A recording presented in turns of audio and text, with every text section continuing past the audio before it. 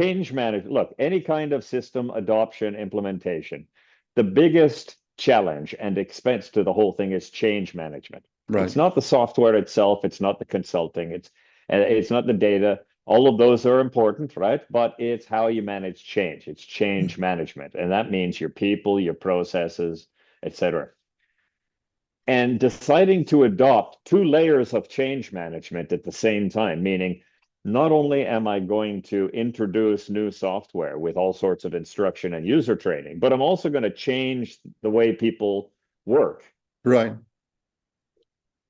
That is, it's not the best approach, right? And with simpler processes, fine.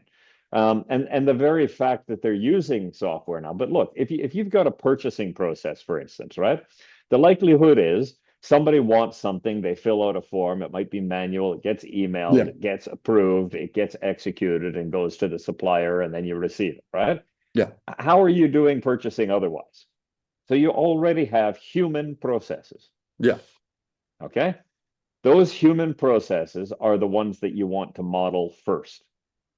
You model those, then you're able to start understanding where the bottlenecks are and where Right. there's inefficiencies and where there's issues, where did it become overly complicated? And everything becomes transparent. Then you can start looking at the second level of change, which is altering the process. Right. Right. What I would be very, very careful about adding a prescribed process on top of system adoption. Yeah. That That that that so that's a lot of change. That's a lot to digest for the users.